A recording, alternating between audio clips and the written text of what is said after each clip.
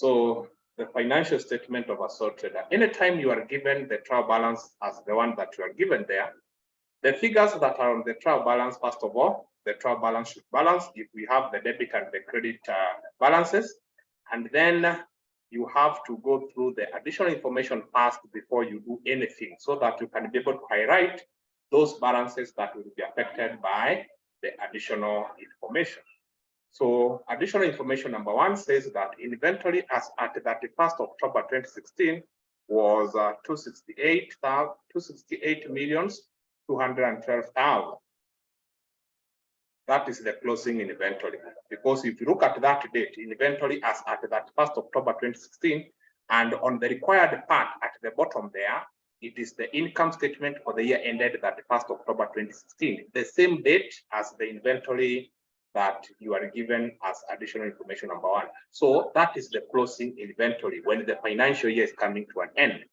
Then number two, a customer who owed Jessica Pendo 2,300,000 was declared bankrupt. That is simply a bad debt written off. That is simply a bad debt written off. So what you need to do, you subtract that figure from the accounts receivables or the debtors. You subtract that figure from the accounts receivables or debtors, because that money will never be recovered. Then number three, an allowance for doubtful debts of 2% is to be created. Allowance for doubtful debts is normally calculated on the debtors, So what we shall do with that percentage, we shall take the accounts receivables, which is, let me locate it. The accounts receivables.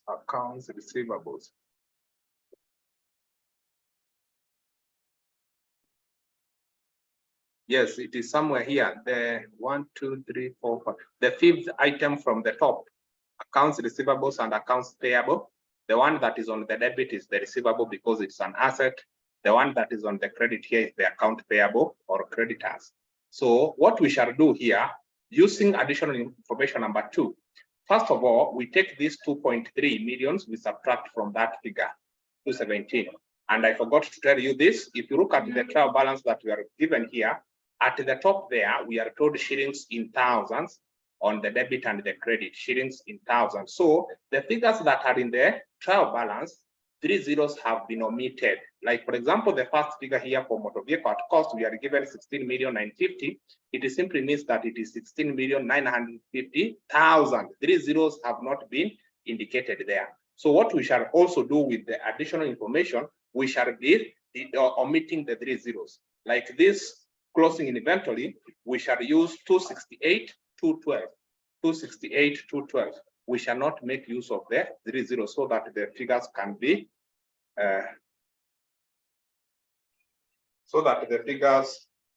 actually be compatible.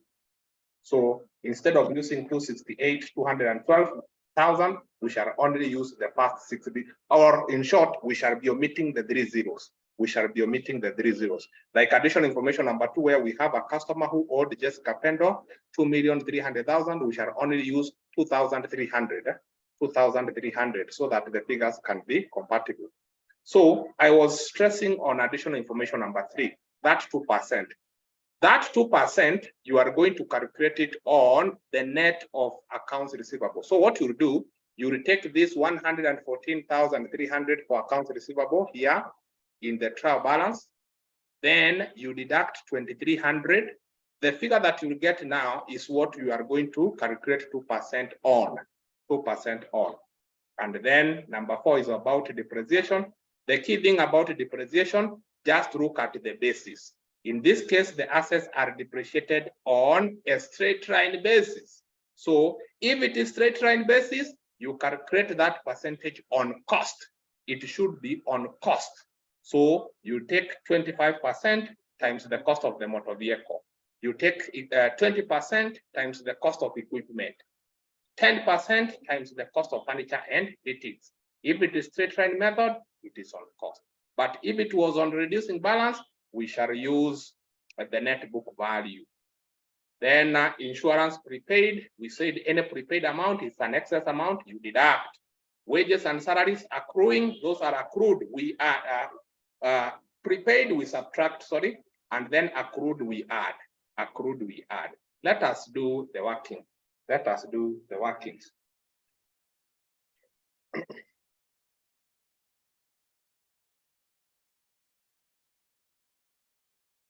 So allow me to come here.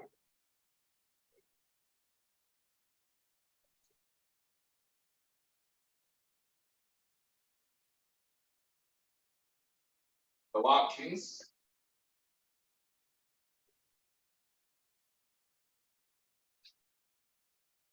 Number one, we don't have to adjust anything, that is closing inventory.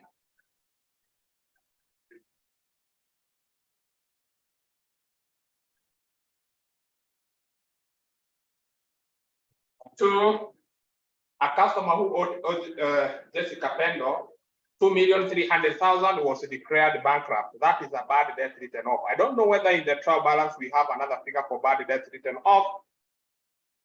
Just run through the trial balance. We have bad debt written off. If we don't have, then that is the first one.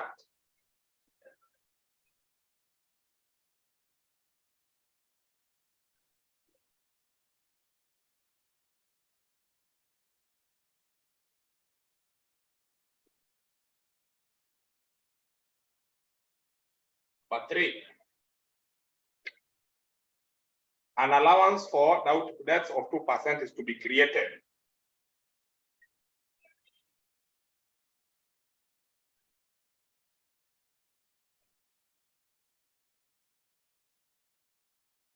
Will be equal to 2/100 times. You take the debtors, the trade receivables, 114,300. You minus this figure that is already confirmed to be a bad debt. You subtract that. So that one will give you that figure for doubtful debts, the percentage or the figure that you feel that it is going to be doubtful. It is not going to be recovered. Remember, that is an allowance. It is not confirmed. It is an estimate. It is an estimate. This one we have confirmed, but this one is just an estimate. So can you do this computation for me?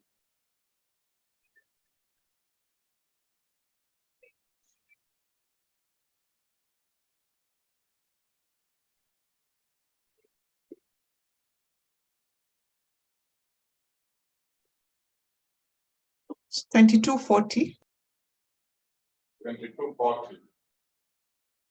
Thank you. So for depreciation, motor vehicle, you will take 25% times the cost. The motor vehicle cost is 16,950.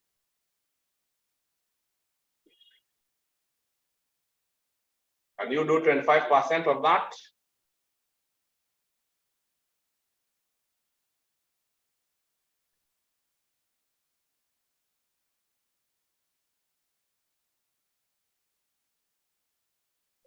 Forty-two.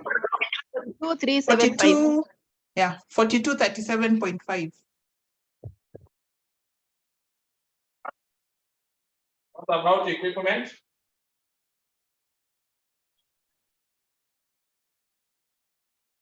%20 times the cost of equipment. Equipment at cost 20,010.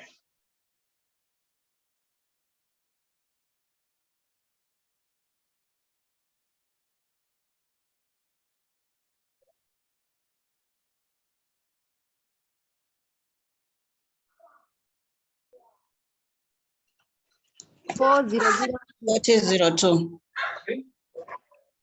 What is 02? Okay. Furnitures and fittings, still on cost. 10% of 2,400. 240. 40. Number 5, insurance prepaid. We need to adjust the figure for insurance. If you look at the trial balance, the insurance expense was how much? The one that has been paid.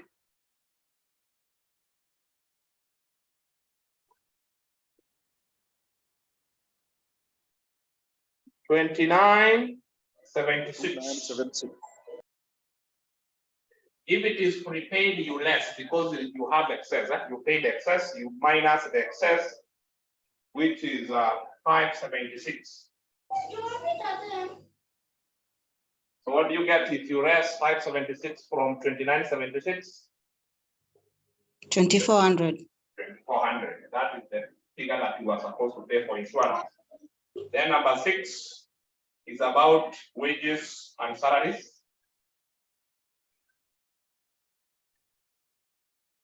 This one is accrued or owing. You take the wages and salaries, which is 117,000. You add, accrued you add, because we have not paid that money.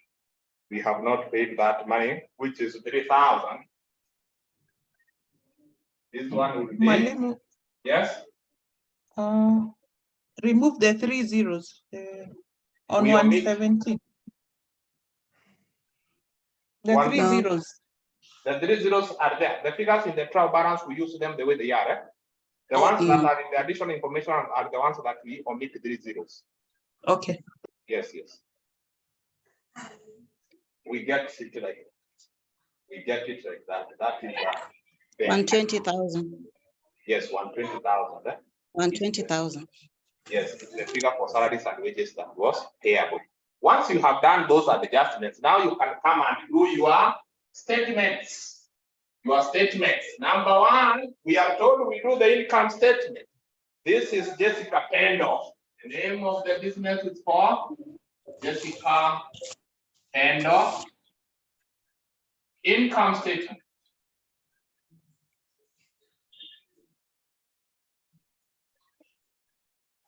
For the year ended. You pick it as 31st October, 2016. That is your heading or the title. Then you need to have 2 columns or 3 columns. I told you what will tell you whether you need 3 columns for amount or 2 columns for amount. It is whether purchases requires adjustment. Or do purchases require adjustment? 2 things will affect purchases, either carriage inwards or return outwards. Do we have any of those or both of them? Yes, we have return outwards, carriage inwards. So we shall require 3 columns. So you come here and have first column, second, and third. Make sure that the writings do not spill over to the columns for amounts. I always start with sales. Here you are being tested whether you know that which figures are on the debit, which one are on the credit. We know always that sales is always credited, so its figure you will find it on the credit side. If you go to the point where we have, where is it? 1174,200. 1174,200. Actually, the last figure on the trial balances, purchases and sales. So for purchases is the debit one, the sales is the credit one. 1174,200. 1174,200 is for the sales. Do we have return inwards, sales returns? Return inwards? There is somewhere written return inwards and return outward. Return inward 3720. Now that is wrong. The one that is on the debit, remember sales is credited, but sales returns is debited. Okay. So 3720 is for purchases return outward. So the one for return inwards, it is the debit one. Note that sales is credited, but sales returns is debited. So the debit figure is for return inwards, 6330. 6330. So you come here and say less return inwards, 6330. 30. So how much will you get after deducting 6330 from 174? 1174 200 rather.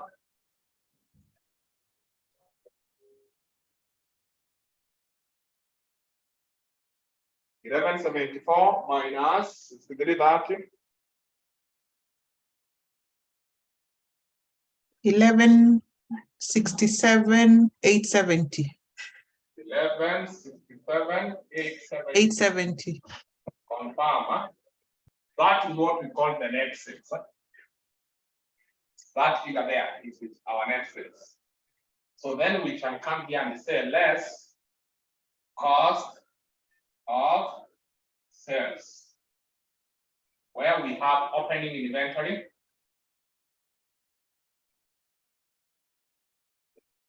Remember I told you the cost of sales is given by opening stock plus purchases minus closing stock. Opening stock plus purchases minus closing stock. So how much is the opening stock? Opening stock, you will always find it in the trial balance. Somewhere, the fourth item from the top, inventory as at 1st November 2015, when the year was starting, was 217 to 30. 217 to 30. 217 to 30. That is the opening inventory when the year was starting, the financial year. Then you come here and say add purchases. Opening stock plus purchases minus closing stock gives us the cost of sales. But now our purchases requires some few adjustments. So the figure for purchases, the last item in the trial balance on the debit, 764. 430. Yes, for 30. That is the purchases. But that purchases, we need to add the carried inwards. The carried inwards is the cost of transporting purchases. So it's a cost for purchases. We add it to purchases.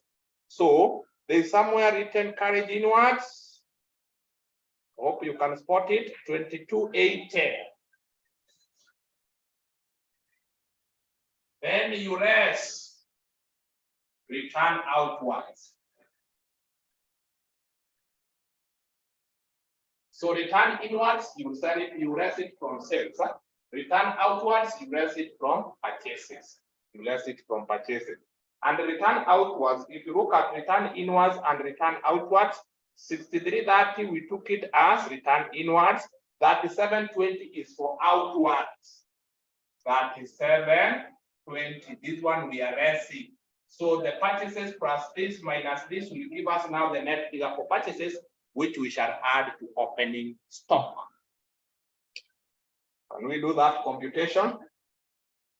764 for 30 plus 2280 minus 3720. I'm getting 762,990. 762,990. That is now opening stock plus the purchases. That is the figure for purchases. So I'm getting that. Then I add it to the opening stock. 217 to 30. I'm getting 980 to 20. That is what we call cost of goods.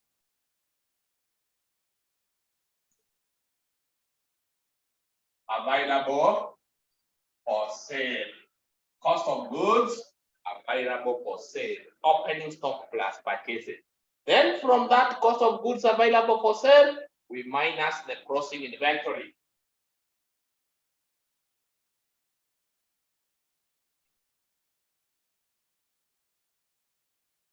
The one that we were given in the additional information number 1.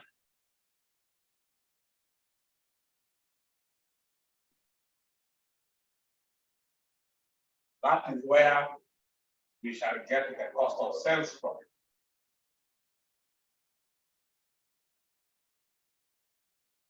We less 268, 212. 712 0.008. The cost of sales. This is our cost of sales. So the cost of sales is opening inventory plus the net figure for purchases minus the closing stock.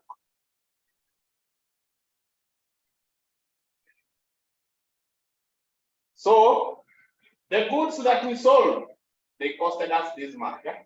We sold them and we got this money, it's revenue, but this is the cost from them. They costed us this much, but we sold them at this much.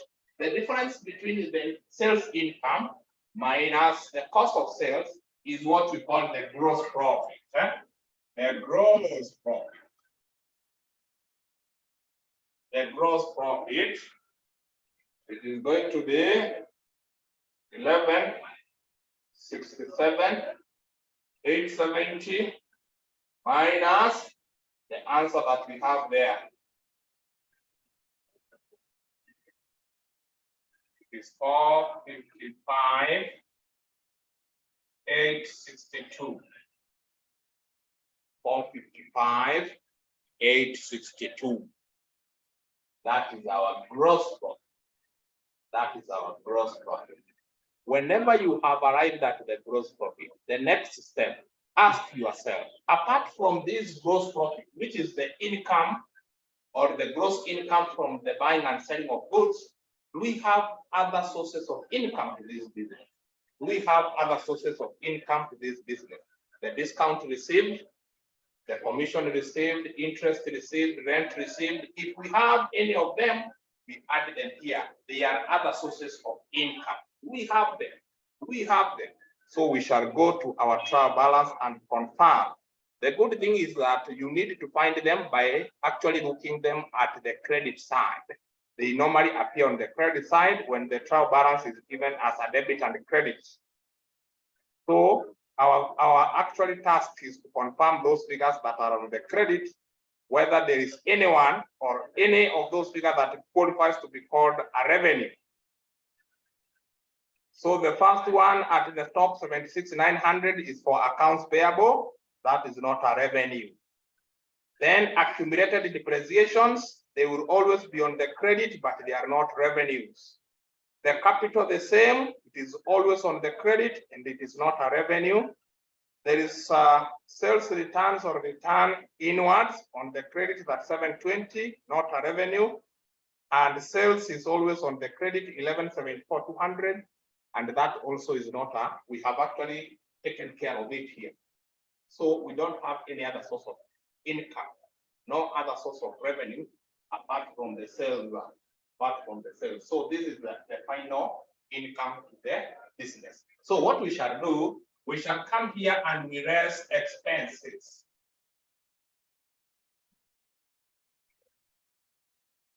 Expenses. So having done the adjustment, it's going to be very fast for us. The first expense is this one, bad debt written off.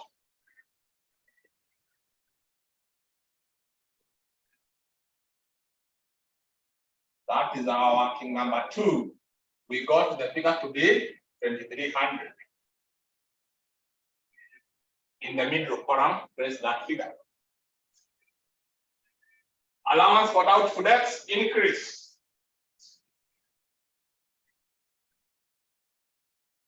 Allowance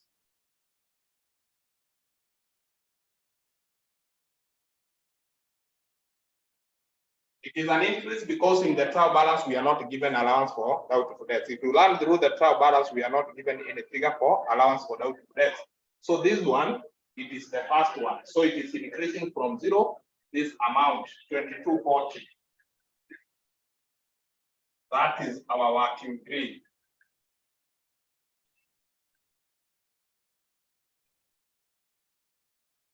Depreciation, which is our working for motor vehicle.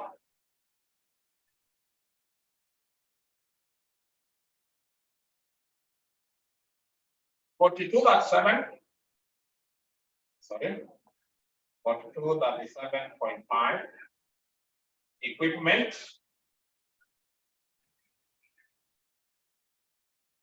here, 4002. Furniture and fittings. Furniture and fittings, report. Then we have the others, insurance, working 5, 2400. Wages and salaries, working 6, 120,000.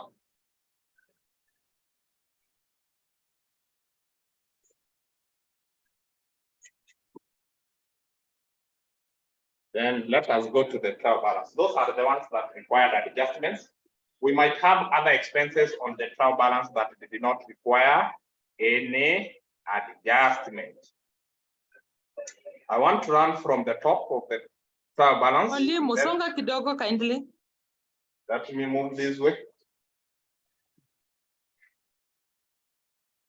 I want you to look at the trial balance that you have, and then we confirm whether we have got other expenses there.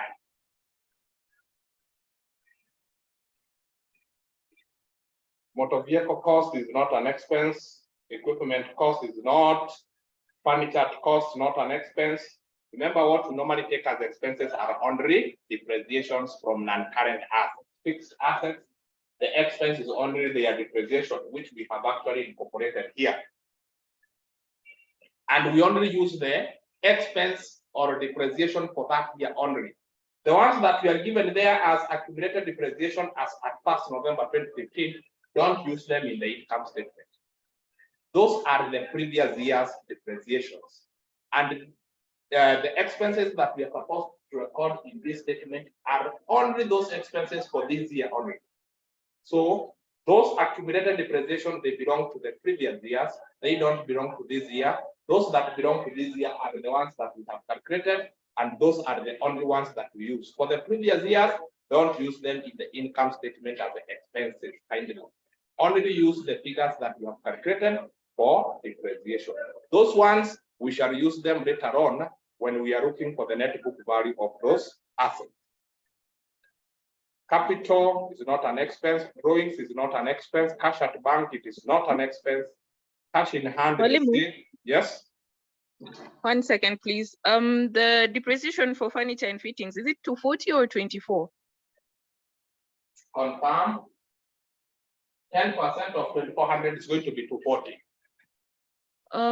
In the book, the furniture and fittings. Okay, yeah, I've seen it. Thank you. Yes. You use the cost. Don't use the accumulated depreciation. You calculate it on cost. Yes. Return inwards and return outwards, they are not expenses. Carriage inwards, we are normally added to purchases. We have actually handled that. Carriage outward is an expense. Carriage outwards is an expense.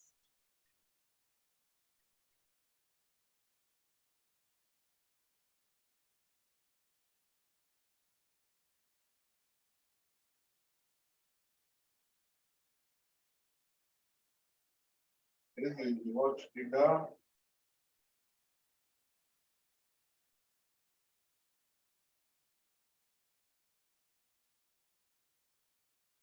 $8,550 or some 8,550.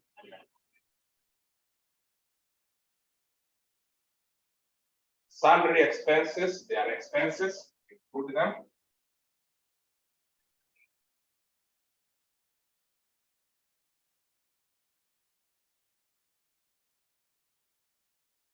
$648. Office expenses.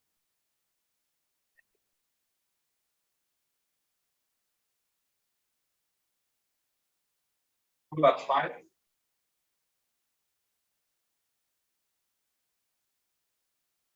Insurance, we have captured that. Wages and salaries, we have. Rent is another one.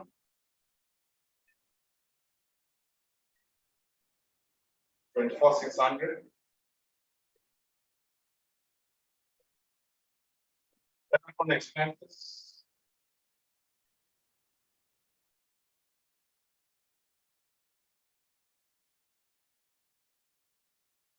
2040.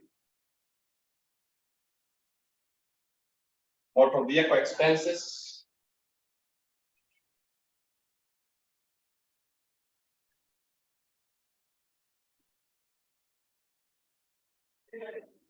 $44.70.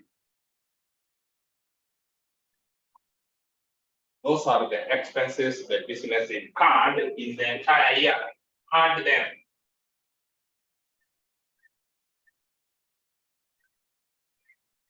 Let us add so that we can confirm. 2240 plus 42, 37.5 plus 4002 plus 240 plus 2400 plus 120,000 plus 8550 plus 648 plus 2235 plus 24,600 plus 2040 plus 4470.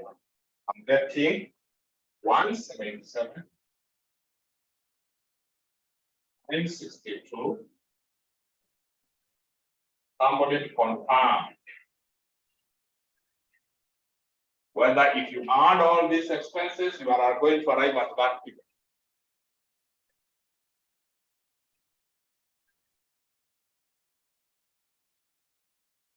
I got the same volume. Okay, let us say it is correct. We dash now. Remember, this is our gross profit. We minus the total expenses so that we can get our net profit.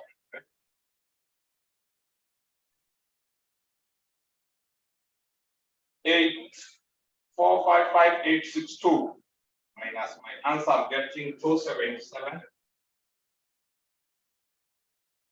899.5. That's my net profit.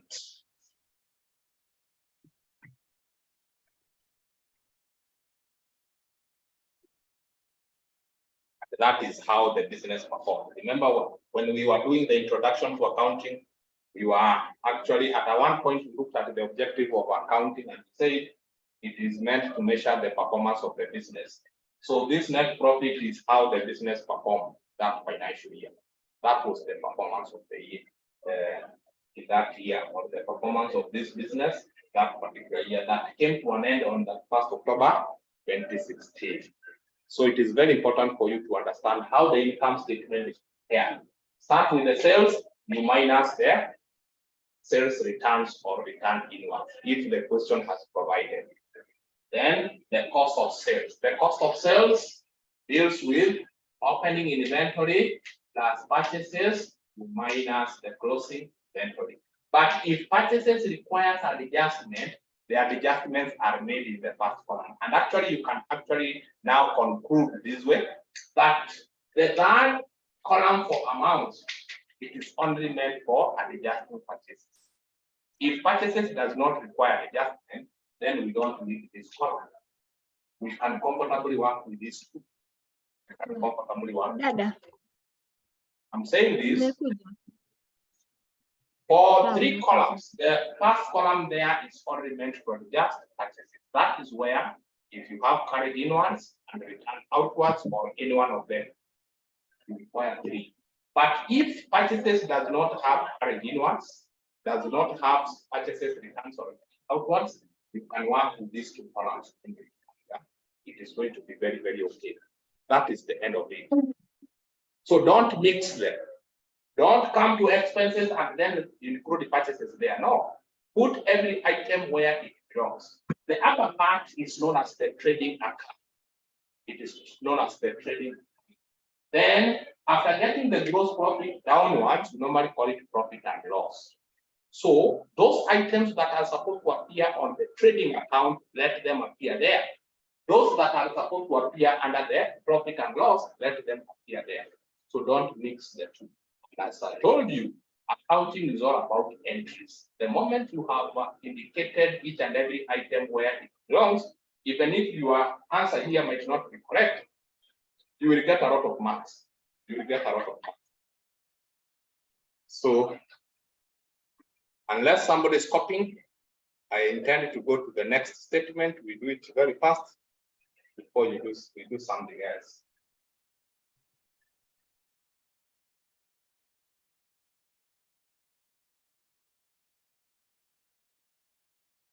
Anybody who is copying? Anybody copying?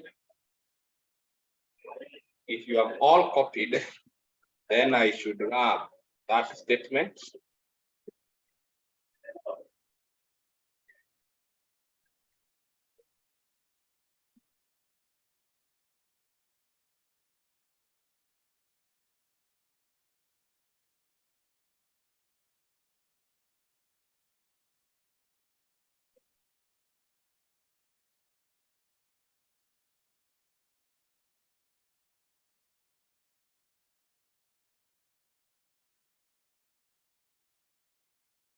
So the name of the business remains just Capendo.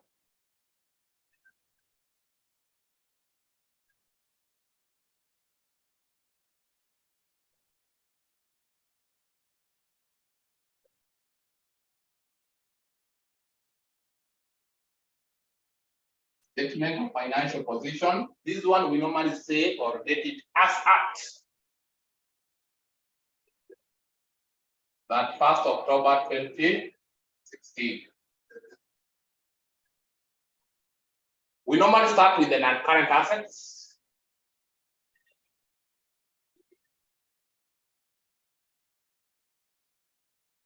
Where we shall require a column to record their costs, their accumulated depreciation, and their remaining value after undergoing depreciation, and that is what we call the net book value.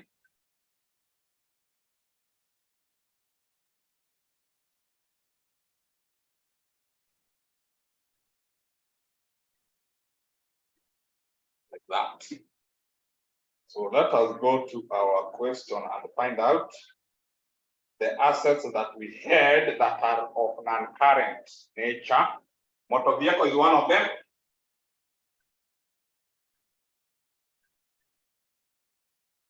The cost of it was 16,950. If you want to get its accumulated depreciation is the total depreciation up to now, up to this date, that 1st October 2016. And that accumulated depreciation, you will get it by this one, 4237.5, it is for this year. Then you add the accumulated depreciation that you are given in the trial balance. There's somewhere you are told accumulated depreciation as at 1st November. Remember, 1st November is when the year is starting. So as we are starting the year, already those assets have lost the figures that you are given there, and they will always be on the credit side. So for motor vehicle, add for me 3390 for the previous years plus this figure for this year. This is for this year plus the others for the previous years. So you are going to get 42 plus for the previous years is 3390. Getting 76. Mwalimu, kindly come up again on the accumulated depreciation for the motor vehicle. This one is for this year. Yeah? So we calculated here depreciation for motor vehicle, this figure, yeah? 4237.5 for this year only. Then in the trial balance, they have given us a figure there, and they have written it as accumulated depreciation as at 1st November 2015. Remember, 2015 is the previous year. Eh? So the year is starting from 1st November, and then it runs for 12 months. It ends 31st of October the next year. Eh? So from 1st November all the way to 31st October of the next year, those are 12 months, and that is a financial year. That is how the financial year of this business is running. So the depreciation that we are given in the trial balance, I hope you can be able to look at it. The three of them, motor vehicle, equipment, and furniture, That is depreciation for those assets before the year is starting. They have lost their value. And actually, you look at the date, 1st November, but 2015. This is 31st October 2016. So when the year was starting, already they had lost that. And here we are looking for accumulated depreciation. Accumulated depreciation, it is the sum of the previous year's depreciation and the current year's depreciation. The current year's depreciation is what you have calculated. So you take this one for this year plus that one for the previous years. That is how you get the accumulated depreciation. Hope it is clear. It's clear, thank Yes. Now the initial value minus the accumulated depreciation will give you the net value. So you will take that figure, you deduct it from 16. 90. We get 9, 322.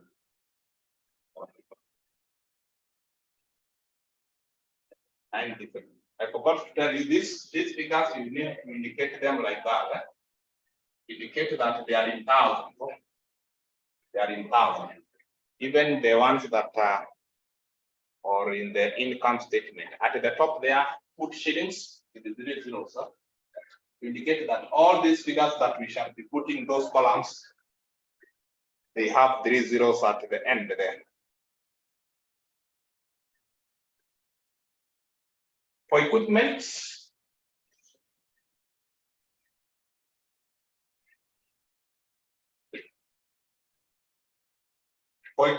the cost, equipment at cost 20,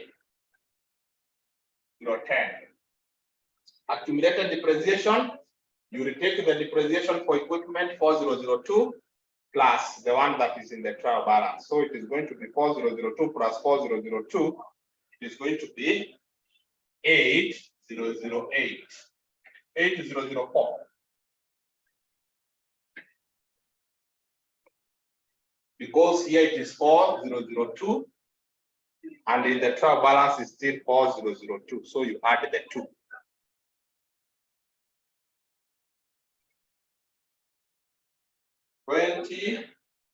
Your 10 minus 8004. You get 12006. Furniture and fittings, F and F.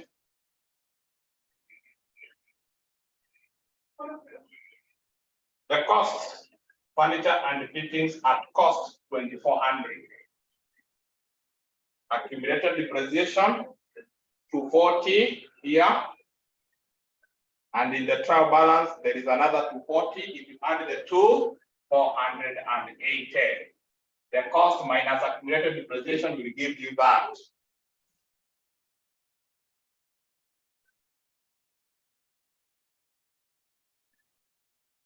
Minus 480, 1920. And that is the end of the non-current assets. Just add the net book values.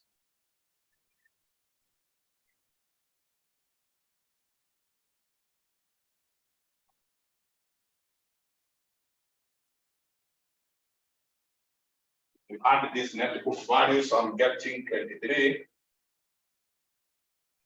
248.5.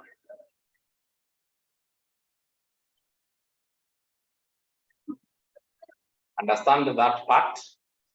Take the cost that's given in the balance, the accumulated depreciation, take the one that you have calculated, and any depreciation that is given in the trial balance so that you can get the accumulated. Accumulated simply means you sum them. You sum them. You sum them. Then you get this. The cost minus this, you get this. Then we are interested in getting the value of those non-current assets at the end of that year. So we are not interested at their cost because we are no longer having them at their cost. They have lost their value. After undergoing depreciation, what is their current value? That is what we are interested with. Then we shall come and capture current assets.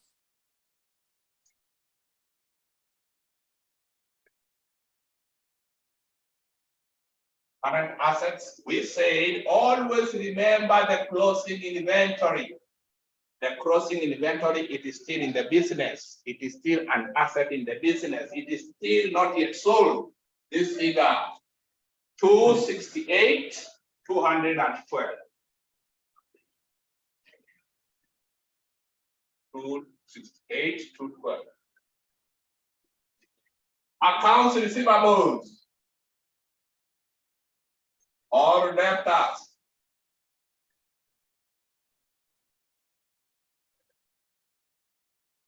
The figure in the trial balance was what? The debit, accounts receivable, 114,300. It requires an adjustment, remember? 114,300.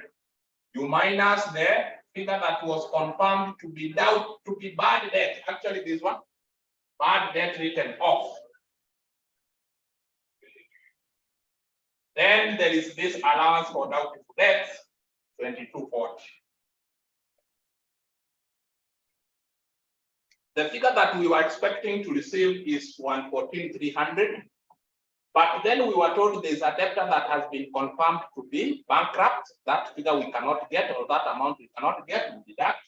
And then there is 2240, which is doubtful. Allowance for doubtful debts, 2240. We don't include anything doubtful. Anything doubtful, you less it, so that we can remain with the amount that we are sure of receiving from our credit customers or debtors.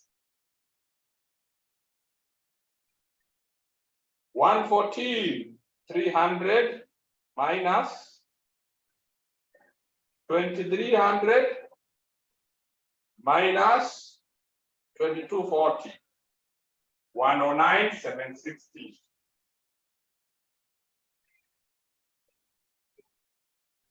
Always here you should be careful so that these figures or the writings don't spill over the figures.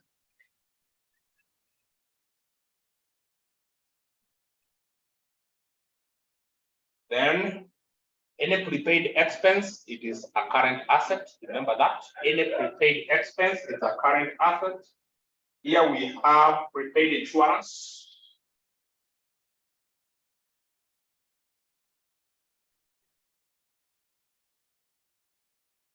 Additional information number 5, prepaid insurance amounted to 576.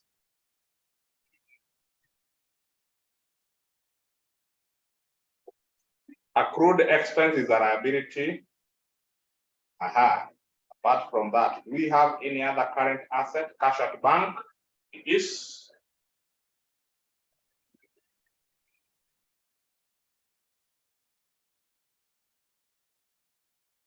85,800.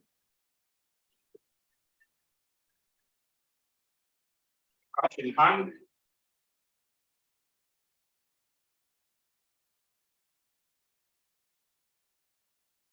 To 60.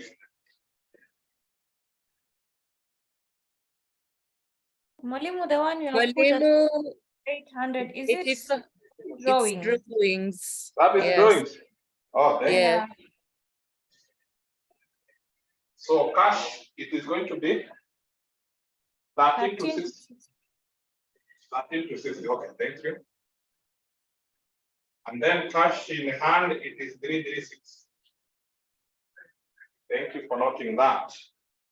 Carriage inwards, carriage outwards, sundry expenses, office expenses, insurance, wages, rent, telephone, motor vehicle expenses, purchases and sales. I don't think there is any other asset.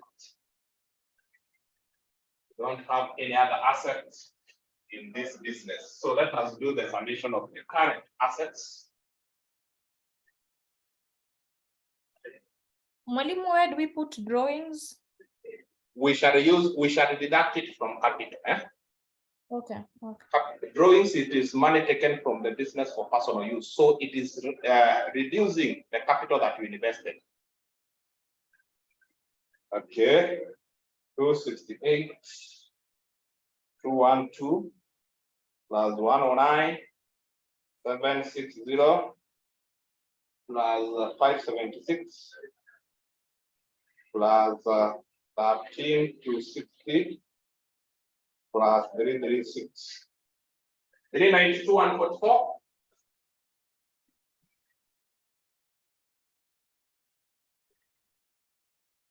That is the total for the current assets.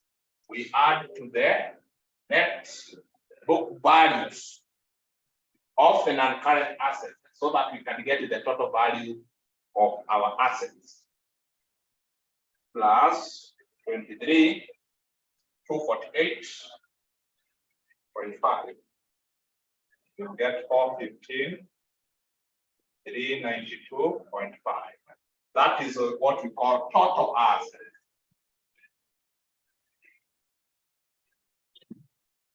This figure closely elaborates total assets. Then we shall go to the section of capital and liabilities.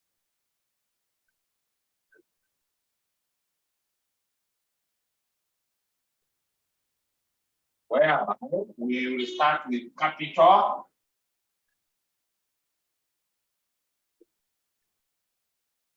Our capital figure is 143,393.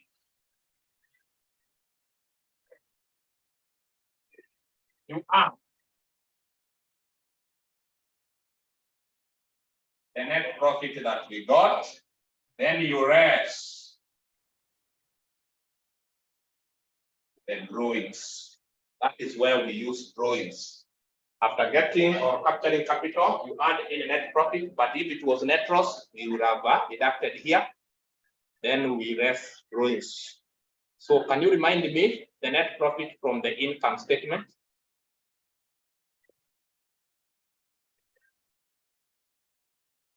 Uh, 277, 899.5.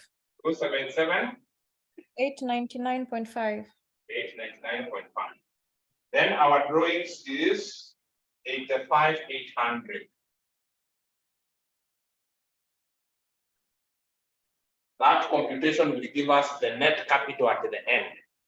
The net capital at the end, it is the capital at the beginning, 143,393. Then net profit is going to increase that figure, 277, 899.5. Then we deduct 85,800. We get the net profit, the net capital at the end is 335,492.5.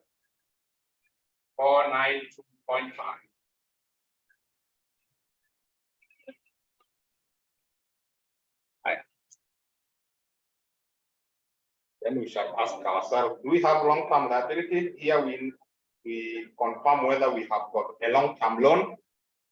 I can't see any long-term loan, so we shall have current liabilities.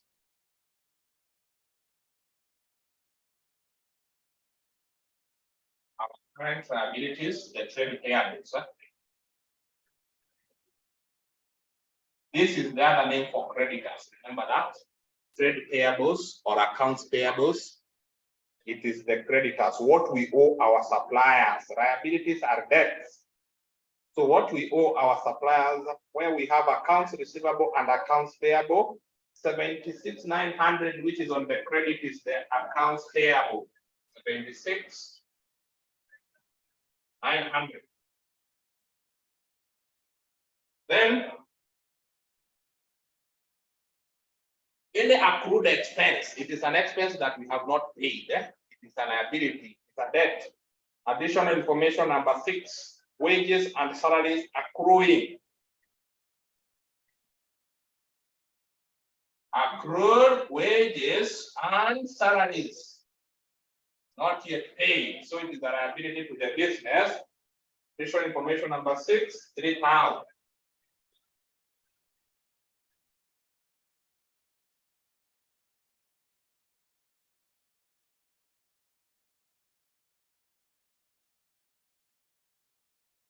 Those are the only liabilities in that business. So if we add this, it's going to be 79,900.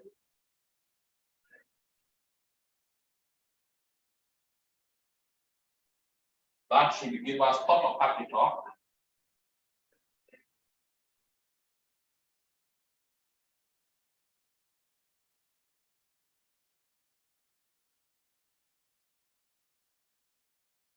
Total capital and liabilities. Capital plus that.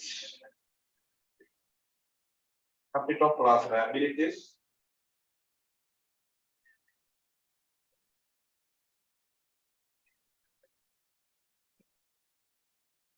Getting 415. 392.5.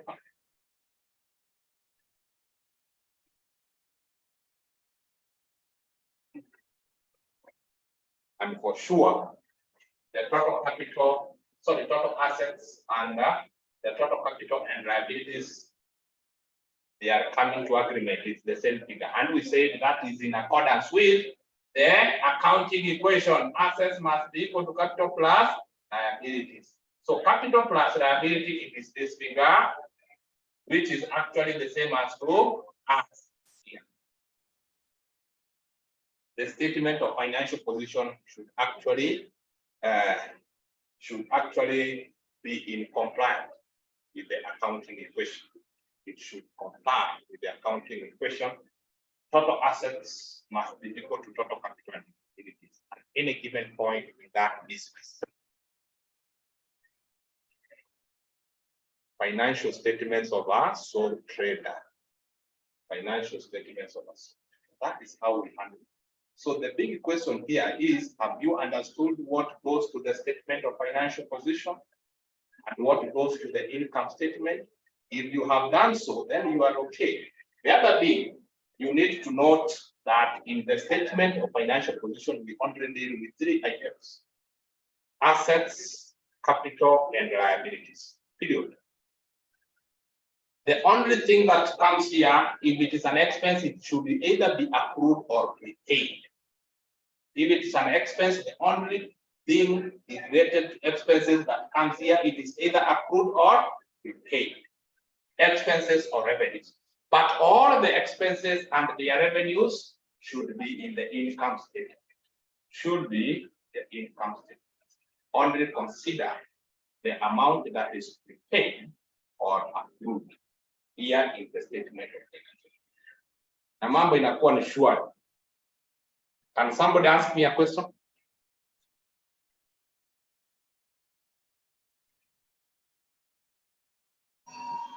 Mwalimu, can we do another question with so many additional information? With so many.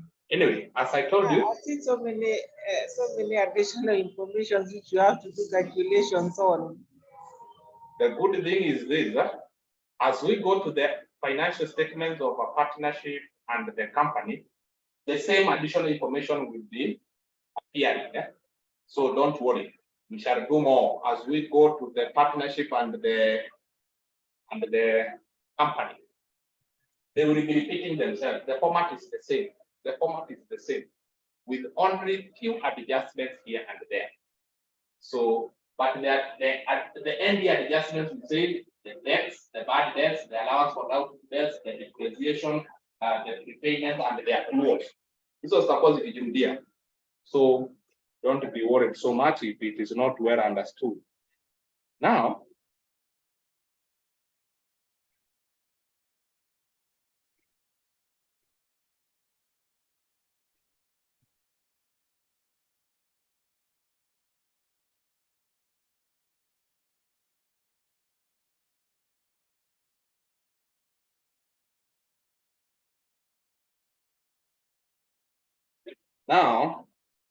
I wanted to introduce the financial statements of a partnership. Financial statements of a partnership.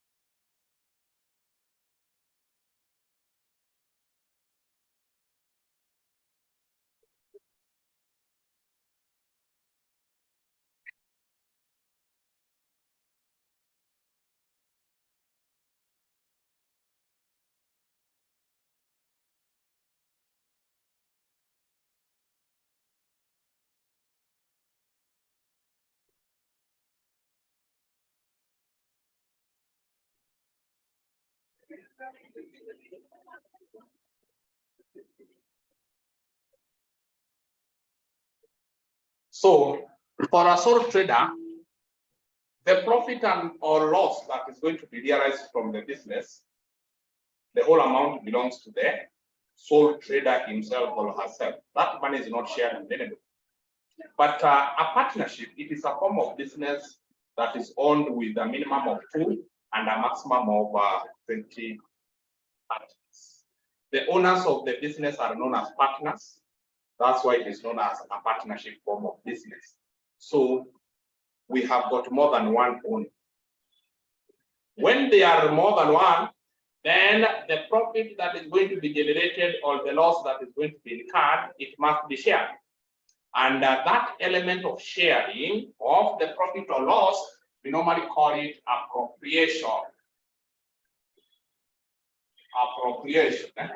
Appropriation. So before I go far, if you go to the elements, the financial statements of a sole trader, we have got some literature about the partnership. I've given you the first one.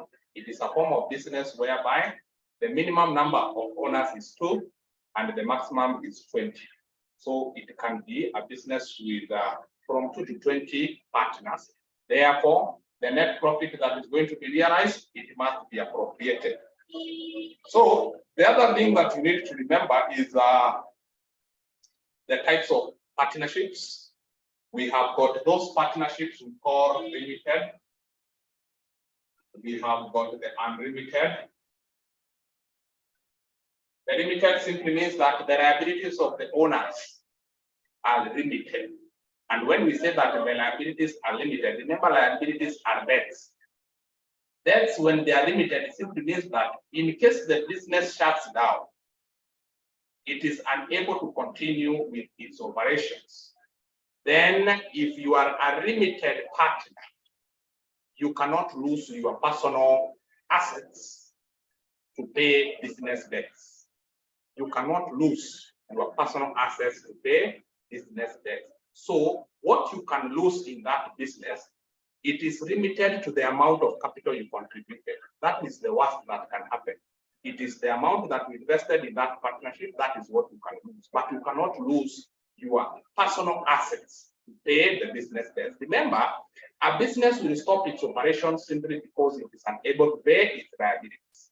So when the liabilities are so many and then they overweigh the assets of the business, then the business will be declared insolvent and it shuts down. The assets in the business will be sold to clear the business debts. If they are not enough, actually, those unlimited partners, their assets can be taken, sold, and used to recover the business debts. But for limited, you can only lose a maximum of what you invested there. Unlimited, they can lose their money, pay their business debts. So a minute.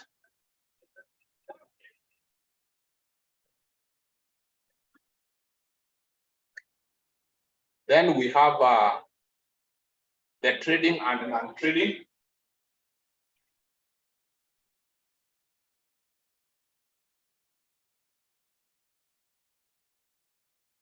The trading partnerships are those that are involved with buying and selling of goods, whereas the non-trading are those partnerships that are involved in offering services, like the consultancy. So this is for services, this is for buying and selling of goods. So those are basically the two classifications of the partnership. Then you can be told about the Partnership Act. The Partnership Act, and in case the partners can have their own agreement. So the other thing that you need to be careful on is the agreement. The partnership agreement, it's like their constitution. Anytime we have got more than one person relating in one way or another, there must be something like a constitution on how you are going to relate.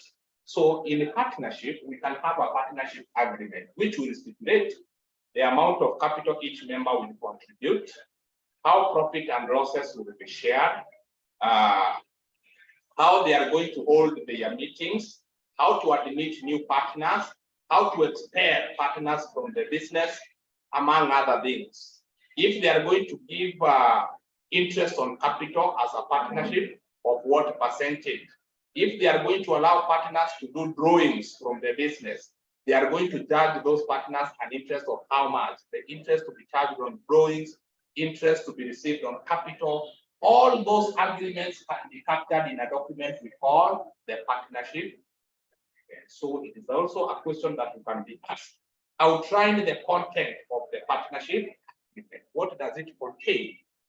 Amount of capital each will contribute, how profit or losses will be shared, interest to be charged on the drawings, interest to be allowed on capital, how to admit new partners, how to expel partners, among other things. All that document, you can get it in your LMS on the PDF notes and the slides. So can you go and actually have an interaction with those materials? You get the theoretical part of it. So I want to go straight and show you the computational part of the partnership. What you need to know, So, because we have got more than one owner, then there will be appropriation. Appropriation is simply showing how the profit is going to be shared. So the partners' appropriation account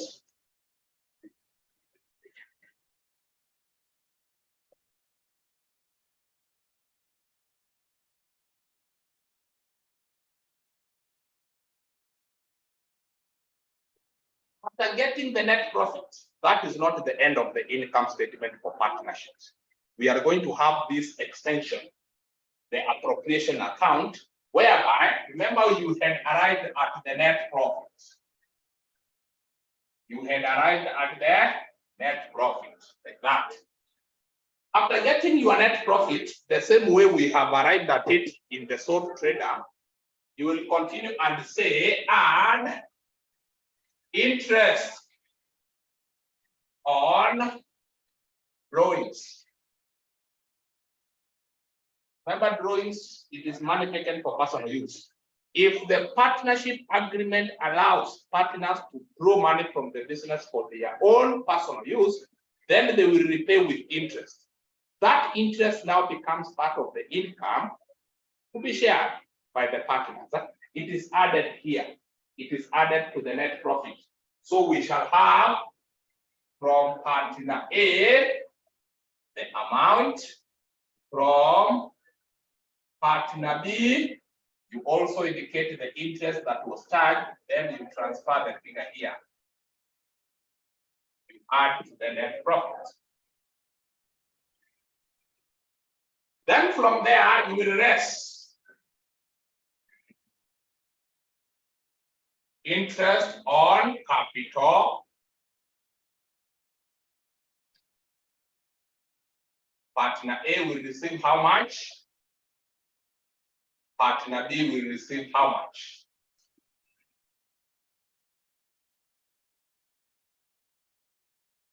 That's that.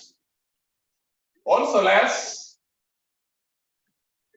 salary to partner. Salary to any partners.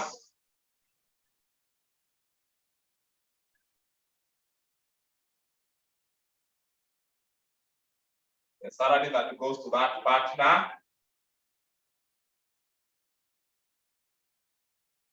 The sum you less.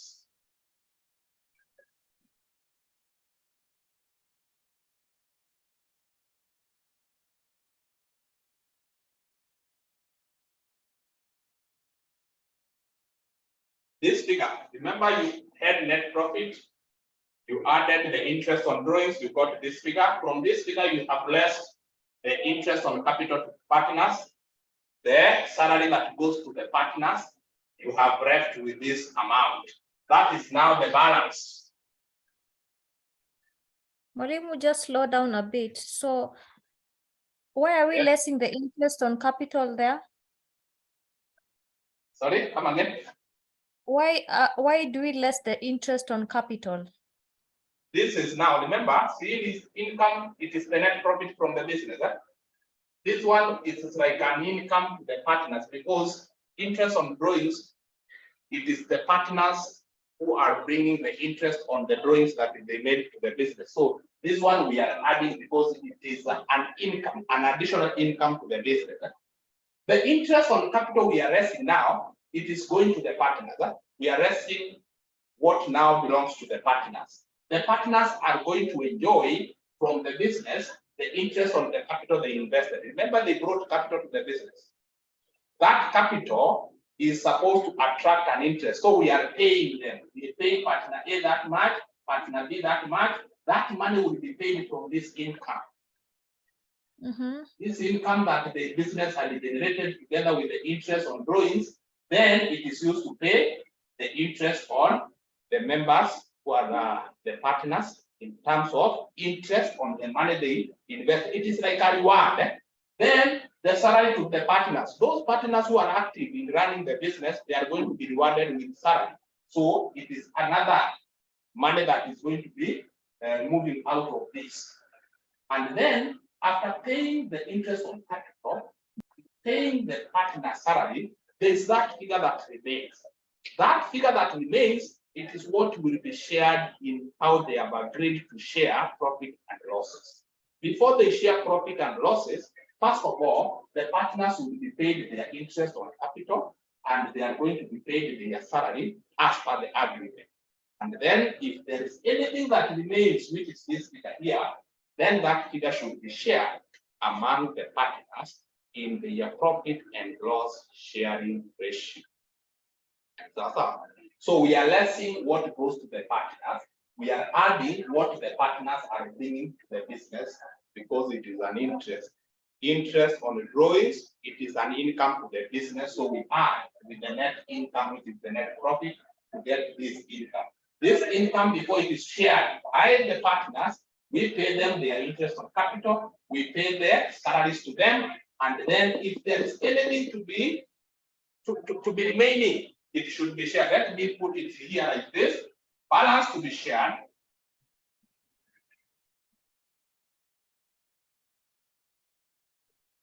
In profit or loss ratio.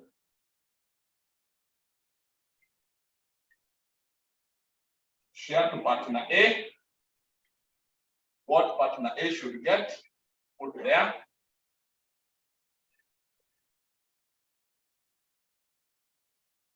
Share to partner B. What partner B will get, put it there.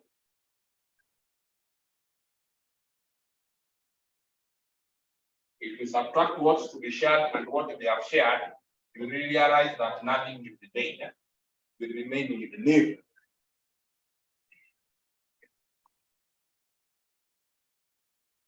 Will remain with the nil. So they normally share everything.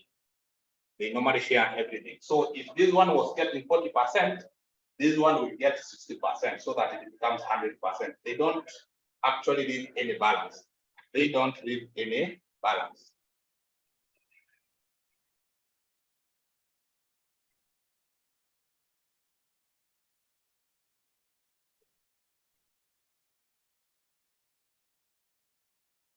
We can do an example, then you will understand it very well.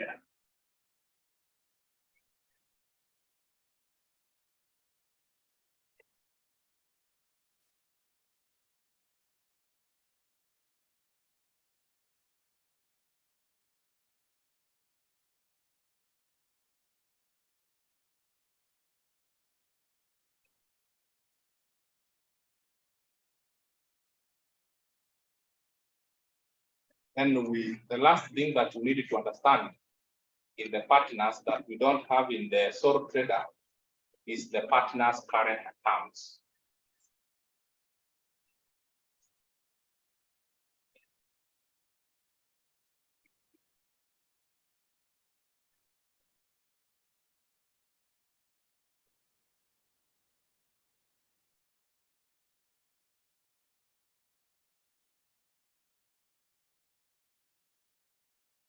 So you'll come here and indicate this is partner A, partner B, partner A, partner B.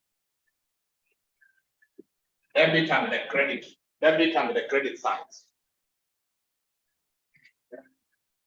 I want to give you a very simple way of understanding how we do the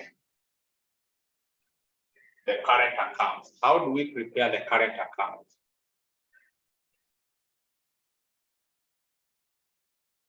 How do we prepare the current accounts?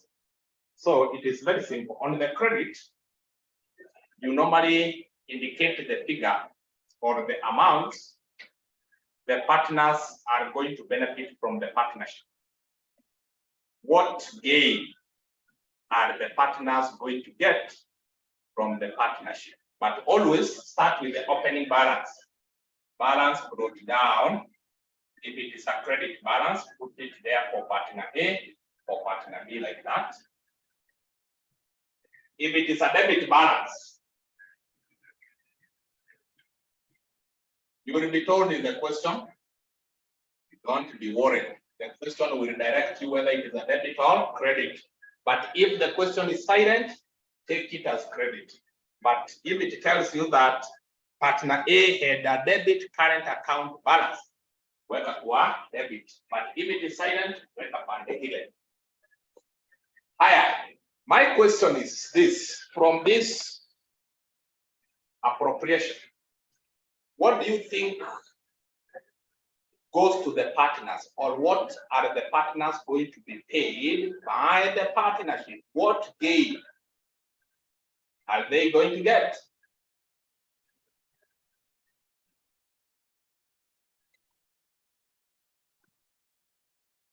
The gains are in this way, or in these forms. One, they are going to gain by getting the interest on capital. That is a gain to them because they are being paid by the partnership, that money. It is a reward. They are going to be rewarded. That is one of them. The other reward they are going to get from the partnership, it is in form of salary to partners.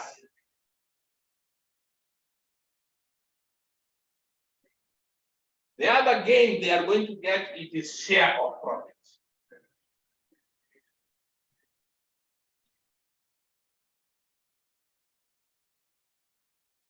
They are going to get that from the partnership, either the interest on capital, salary to partners, share of profit. That one belongs to them from the partnership. So you will put them on the credits.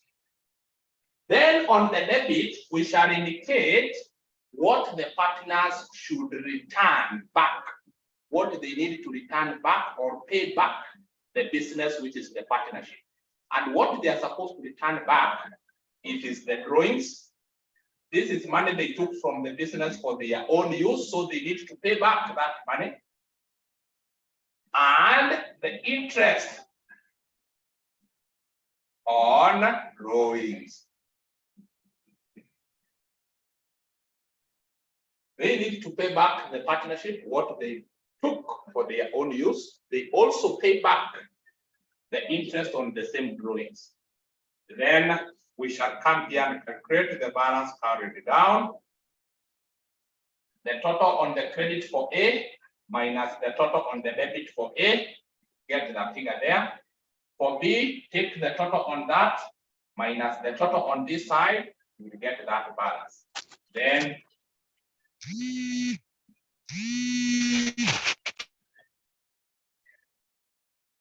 note this balance, how we get it. For A, add the total on that side minus the total on this side. You will get that figure to make it balance. For B, add the figure that you have on the credit. You minus the total on the debit.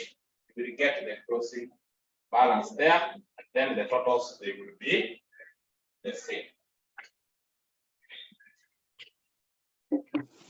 Question, Mwalimu. Yes, go ahead. What about the share of loss?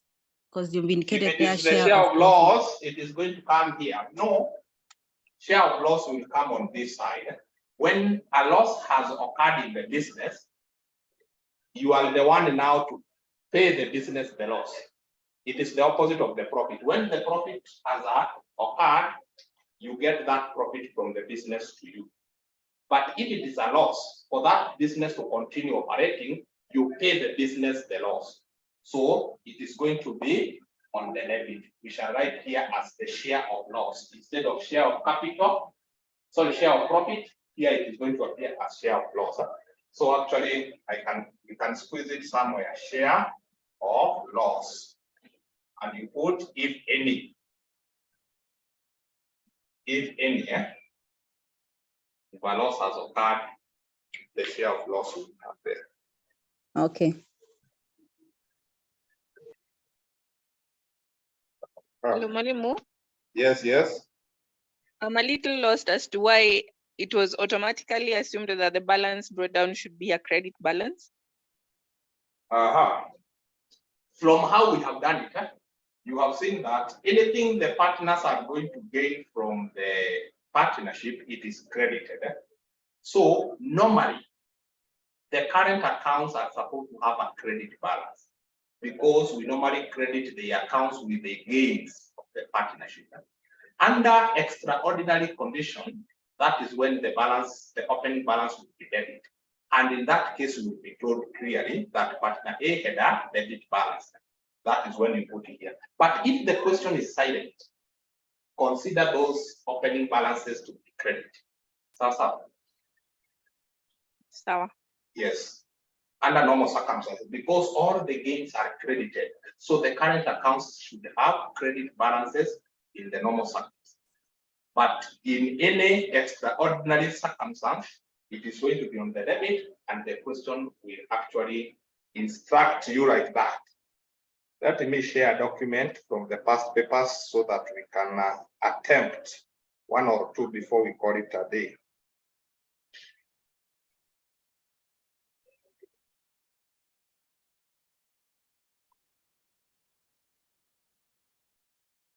Have a look at the document that I have shared with you.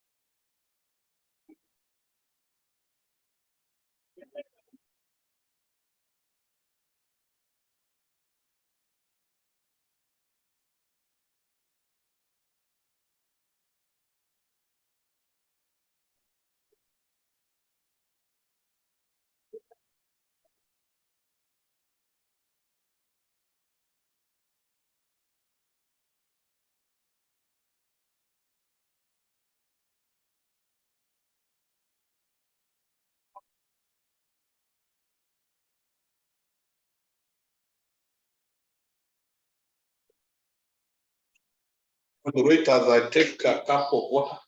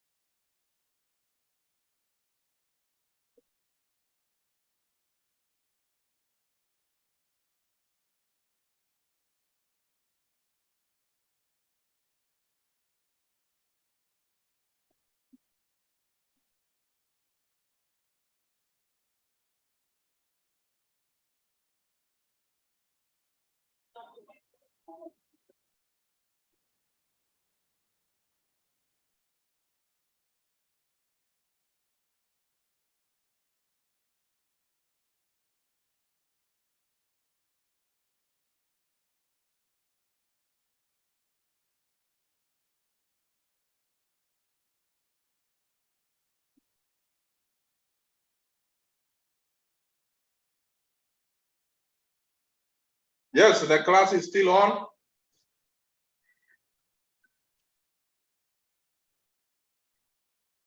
The first question.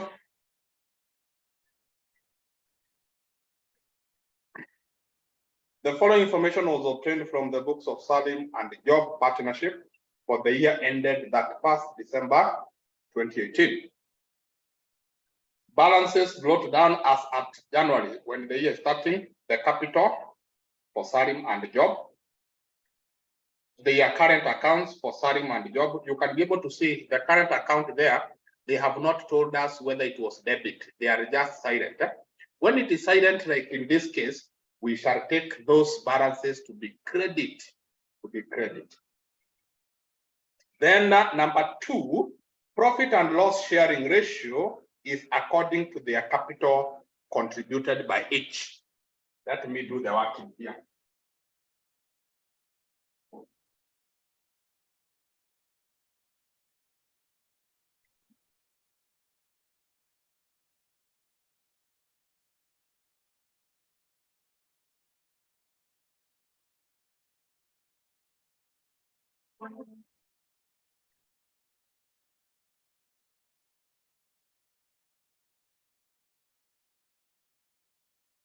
Profit and loss sharing ratio. We are told it is according to the capital contributed. So in this case, Sari to Job, it is going to be equal to the amount of capital contributed by Salim is 12 millions to Job, which is 9 millions. So that now we can cancel the 9 zeros. So we shall get it as 12 is to 9, which is the same as what? We can cancel by 4 by 4. By 4, 3, sorry, by 3. 3 can go to 12 and 3 can go to 9. 12 divided by 3 is 4. 9 divided by 3 is 3. That is the profit and loss sharing ratio. So you take the capital contributed in ratio form and then you simplify as much as possible. Simplify as much as possible. So in short, Salim will get the ratio of Salim is 4 divided by the sum of the 2.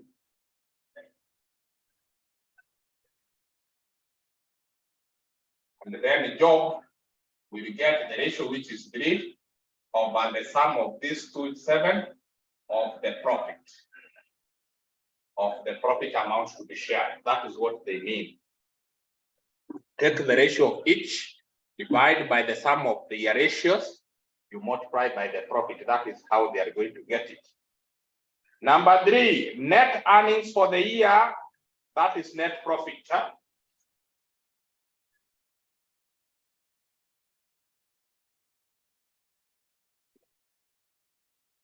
Is 1,400,000.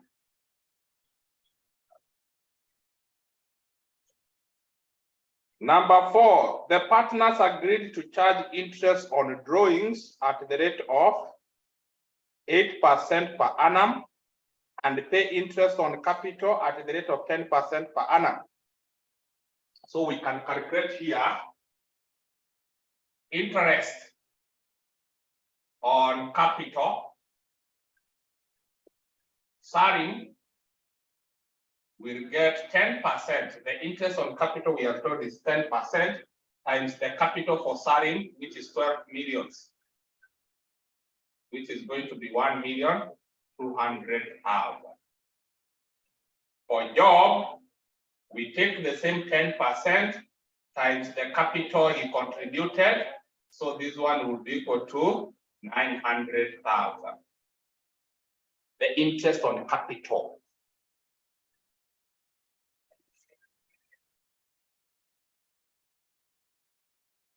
Interest on drawings. Hope you are there. Let me pause a bit.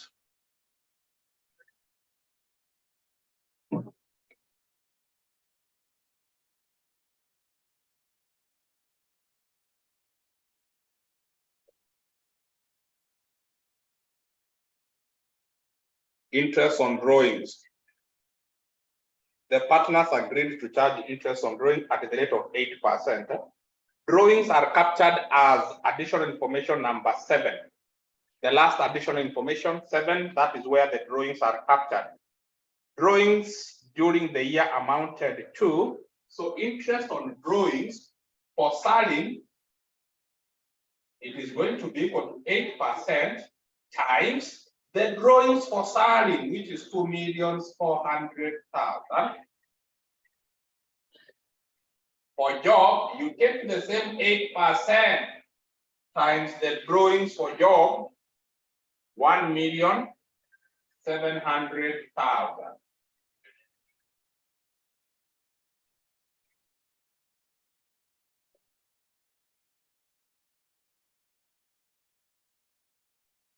Each percent times 2,400,000,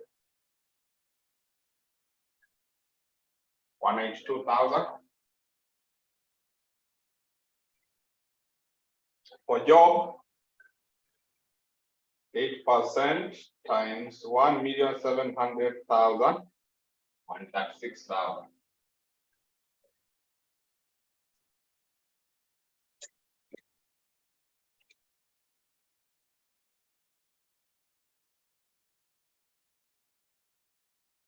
The monthly salaries for each partner, it is given for Salim and job respectively. Then number 6, loan taken by each partner during the year was Salim 400,000, job 1 million. No interest on loan was to be charged. Remember, loan is amount that you borrow to return back to the business later. So what is the question asking?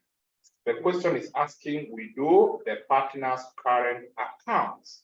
The partner's current accounts for the year ended 31st. Sorry? What's the difference between loan and drawings? Loan, Or is it the same? it is not the same, but they look similar, but they are not the same. Drawings, the loan, it is negotiated differently from the drawings. It is negotiated differently, but in both cases, you have been allowed to take money from the business for personal use. But for the drawings, it is going to come with a different interest from the loan. Drawings and the interest, they are going to have different interest. Like in this case, you can see for the drawings, they were attracting an interest of 8%. But for the loan, it had no interest. So they normally put it, or they normally attach interest to discourage drawings, as much as possible. But in both cases, the loan and the drawings, money has moved out of the business to the partner, but on a different terms.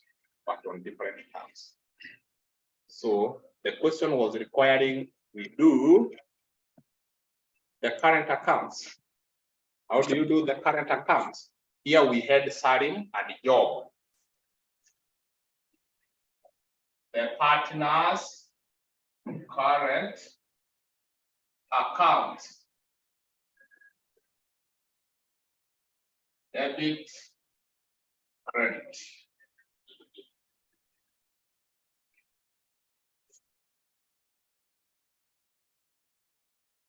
So here you can say S to stand for Salim and J to stand for job.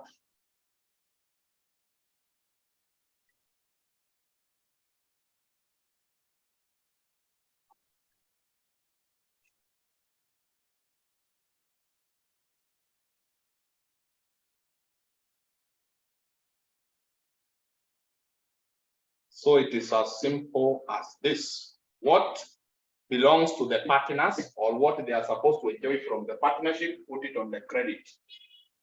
What the partners are supposed to get from the partnership on the credit.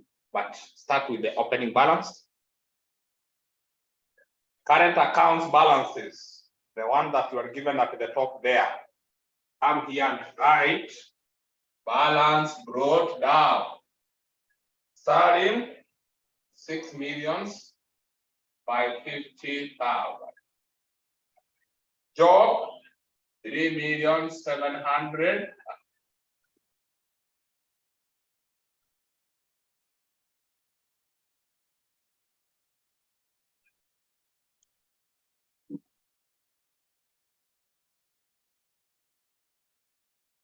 Then you will ask yourself,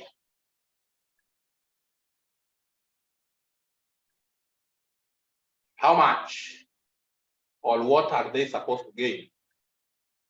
What are they supposed to gain? So there is this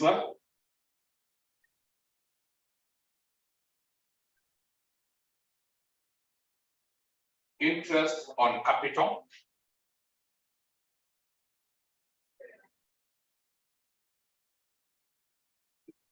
Interest on capital we calculated here for serving 1.2.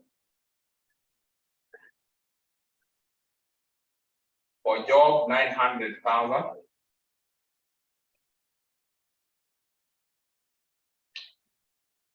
Then we had the salaries. The salary to partners.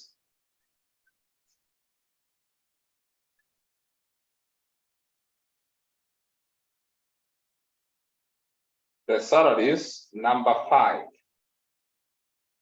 Make sure that those salaries are annual. Don't use the monthly. Yeah? Make sure that they are per annum. We normally use the per annum figures for the whole year. Like in this case, for starting, it was 150,000, but we are told per month. So you take that 150,000, take 150,000 times 12, 1.8.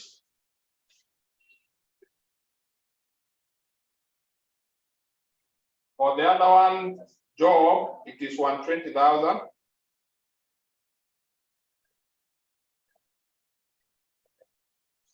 $1,440,000. Make them per annum.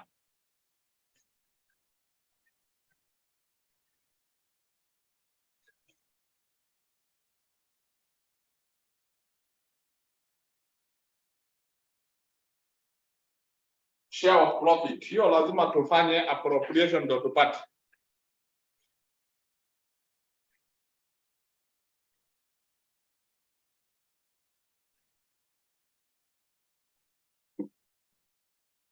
Tuweze pata hii share of profit kama hatujafanya appropriation account. Let us have it down here.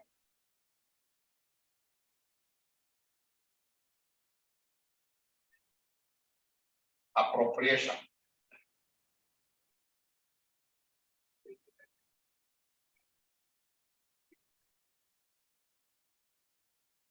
Let us appropriate that profit ndio tupate figure yenye tutapeleka kwa current account. We normally start with the net profit. The net profit was given here, 1.4.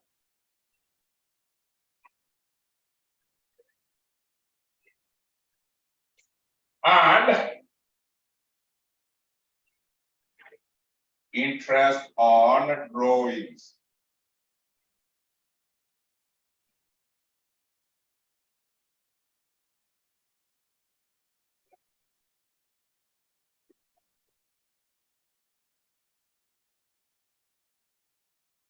Interest on drawings, we had done the computation here for selling 192,000. For job 136,000. Ongeza.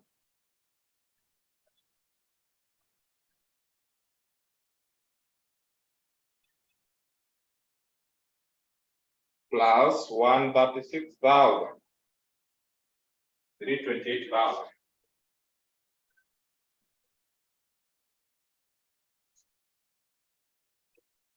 If you add 328,000 here, 1 million added to the net profit using the format that I gave you. Then to this we shall less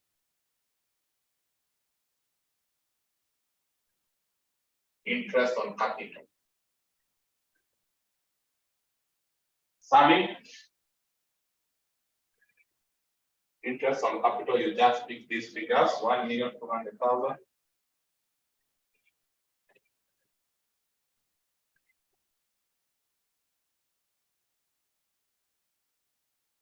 The other one is 900,000.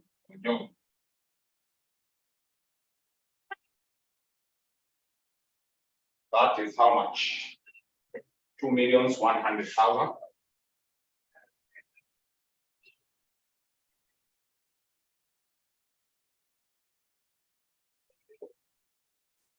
Also less the salary. Summing.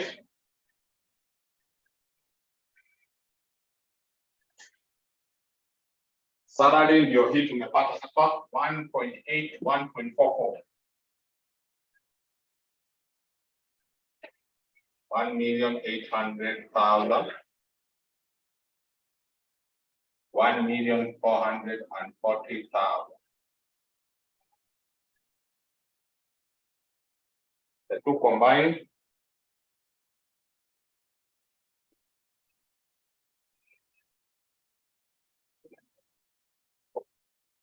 $3,240,000.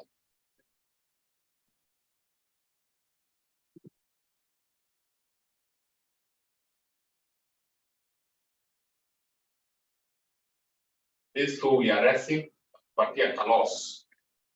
Kupatia loss. Take this minus this minus this.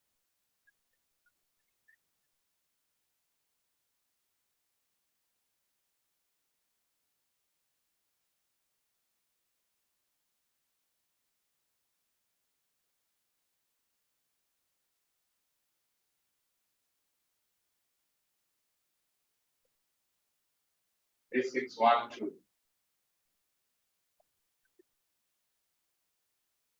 To confirm whether you are getting the same answers. That now is going to be share of loss.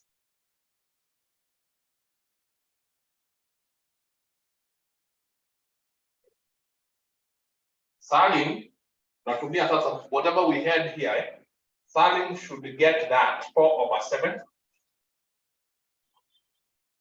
times 3,612. Job, you get 3/7.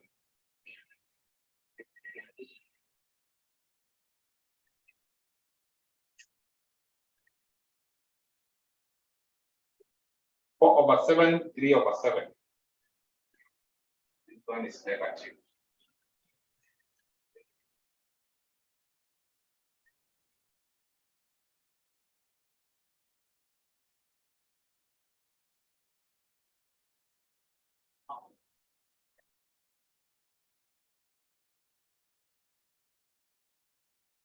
It is 64.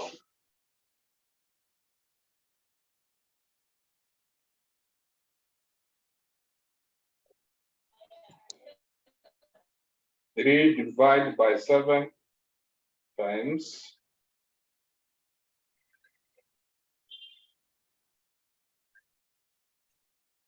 1,548,000.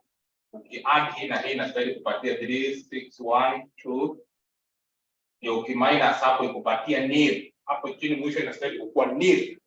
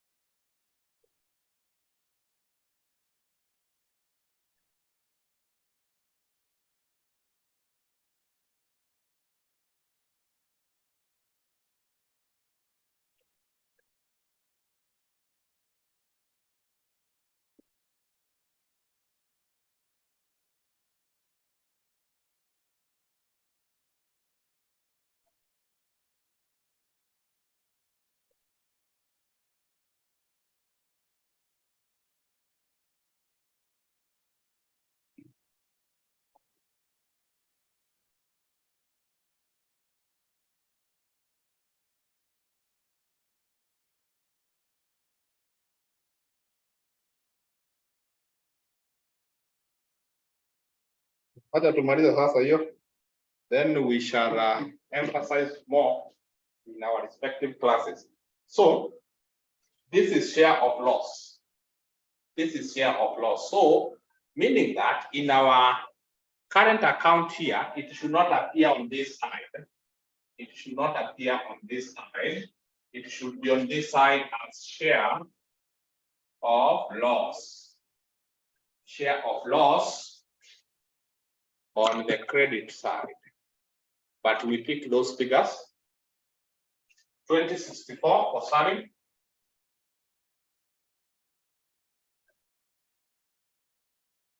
For the other person, job 1548.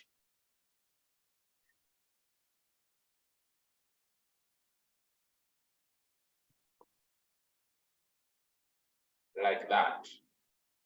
Then on the debit, don't forget always, we should have the drawings and the interest.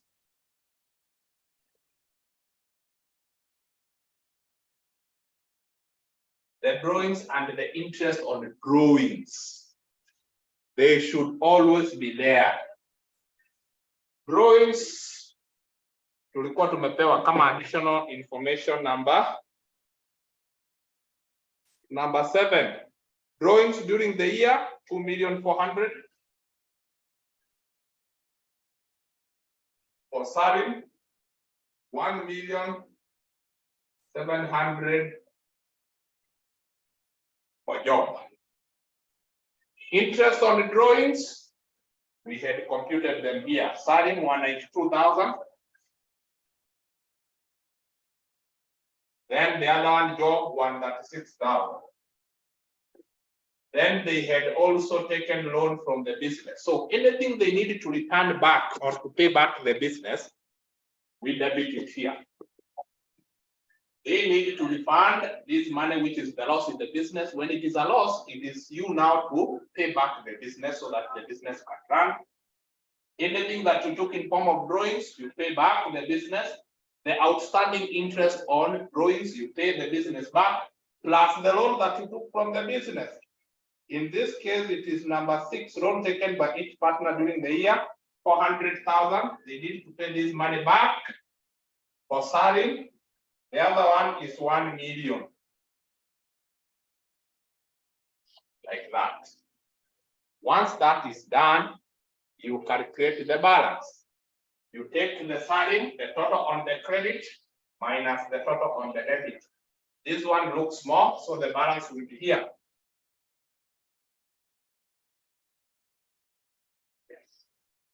For Salim first, let me add the figure on the debit. 6550.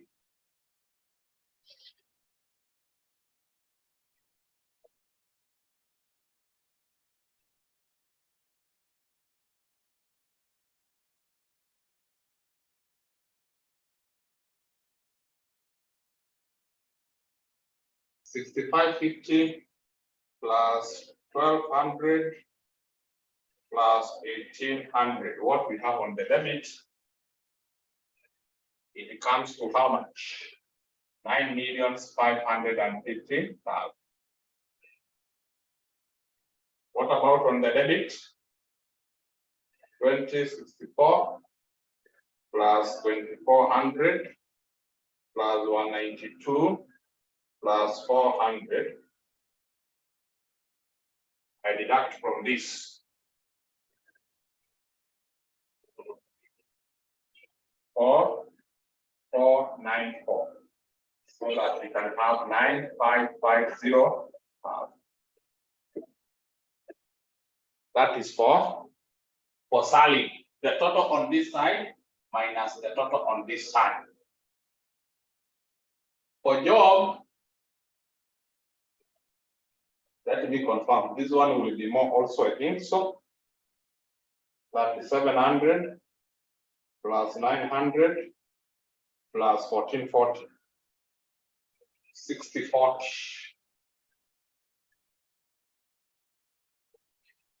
What about this side? 1548 plus 1700 plus 136 plus 1000. We left from that.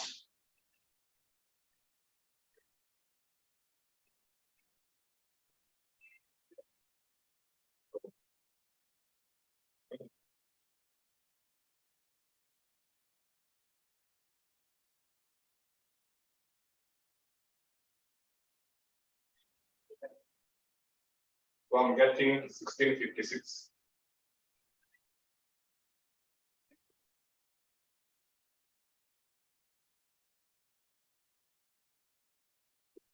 Supposed to be like that.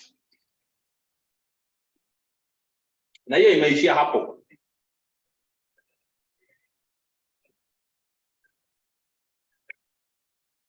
So the good thing, or the most important thing, is understand how the appropriation is done. Profit, add the interest on drawings, always. This one is added.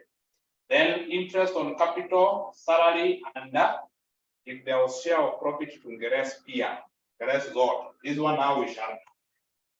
This one we shall add. Lakini kama ingekuwa profit to the rest, share of profit. Kama ni loss, to add share of loss, but kama ni profit, we less share of profit. The aim there at the end to win a nil. So you get it. And then you find that what the partners will be demanding from the partnership business, we shall be crediting. Starting with the balance, interest on capital, salary to partner, share of profit ingekuja hapa.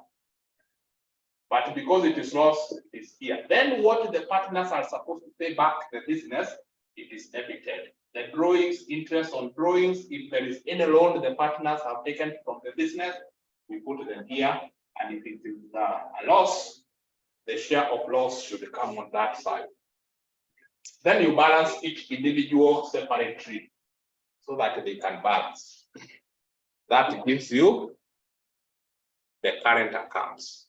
That gives you the partners' current accounts. So I think we shall pick from there when we meet in our respective classes for all the curriculum tomorrow in the evening. We do a full question from the sales, less cost of sales, gross profit, less expenses, net profit. We appropriate, we do the current accounts and the statement of financial position. This closing balances, this one, they are normally transferred to the statement of financial position. Either we add it to the capital, like these ones, they are credit balances, because it is the credit that had more. Hizi tunaziandika kwa capital huko. But if the balances could have been in this side, meaning that it is the debit balances, tunges minus kwa capital. So you note that these figures, when we shall be doing the statement of financial position, the closing balances in the partner's current accounts, either we add them to the capital or less them from capital. It depends on the position they are. Credit balances, add them. Debit balances, subtract from capital. Question. And everything remains the same as the sole trader. I know majority of you have not gotten the concept right, but I'm so sure when we do now the next question, you will be in a position to understand better. I want to stop there.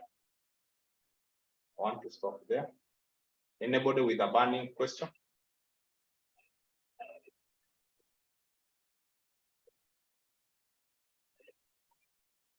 Okay, then let us meet in our respective classes tomorrow. Have a blessed evening. You too. Thank you. You too. Thank you, Malim. Okay.